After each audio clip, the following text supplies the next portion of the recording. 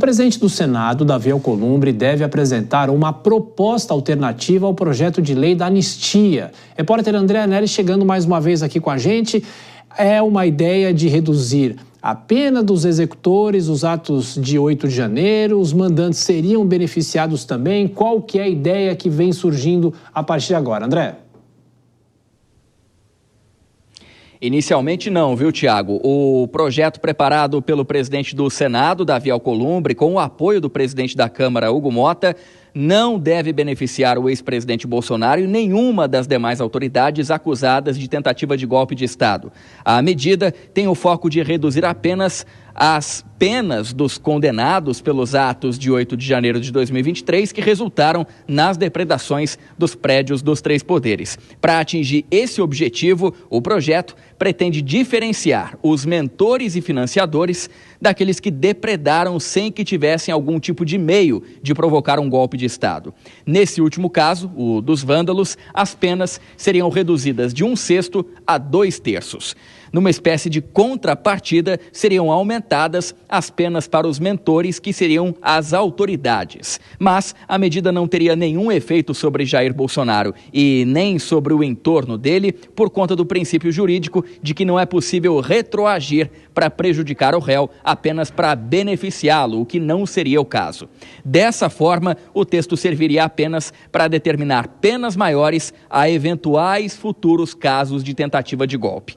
Outra possibilidade é não mais considerar autônomos os crimes de atentado ao Estado Democrático de Direito e golpe de Estado, para que as penas não sejam mais somadas. Dessa forma, o atentado seria uma espécie de antecedente do golpe. E todo esse conteúdo é uma espécie de alternativa à anistia, que não é bem avaliada nem por Davi Alcolumbre e nem por Hugo Motta. Os dois presidentes aqui do Congresso querem evitar uma crise com o STF, que poderia declarar o perdão como inconstitucional. Agora, Davi Alcolumbre e Hugo Motta buscam apoio no Judiciário para finalizar essa medida alternativa que deve ser apresentada aqui no Senado já no mês que vem. Tiago.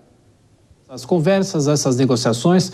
Bom trabalho para você, André. Vou chamar mais uma vez os nossos comentaristas. Dora, será que essa pode ser uma saída? Porque a gente já falou muito aqui. É claro que não só o presidente da Câmara, mas também o presidente do Senado, os dois são contrários à proposta da anistia. Mas e essa costura com o Judiciário? Pode ser uma solução, uma saída?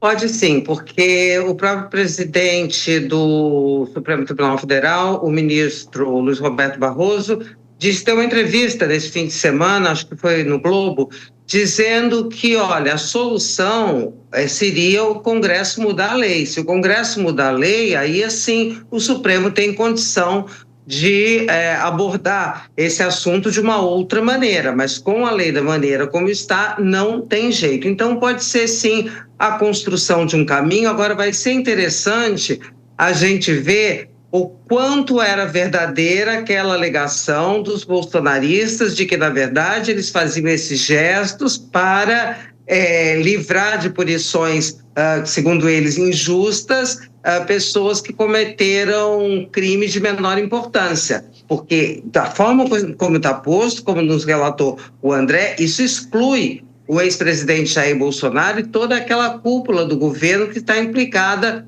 na tentativa de golpe de Estado, né? Então, se eles não aceitarem, ficará claro que o objetivo da proposta de anistia realmente era livrar de qualquer punição o ex-presidente Jair Bolsonaro.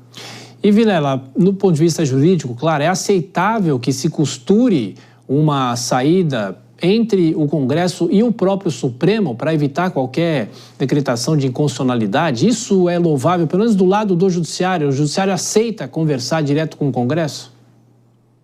Tiago, no contexto que nós temos hoje, eu vejo que é louvável. Aliás, recentemente o próprio ex-presidente Michel Temer já fez uma ponderação nesse sentido. Nós estamos diante de uma possibilidade de um aferramento da crise institucional, envolvendo poderes, envolvendo legislativo, envolvendo judiciário, o próprio executivo, enfim. Então, uma situação que, de alguma forma, venha a fazer com que os ânimos não se exaltem e que chegue numa situação que fique razoável para todo mundo, isso pode ser construído, é bem-vindo, e aí eu vejo que quem ganha do ponto de vista institucional é o cidadão brasileiro, no sentido de manutenção das instituições, manutenção das regras, manutenção da segurança jurídica de uma forma geral.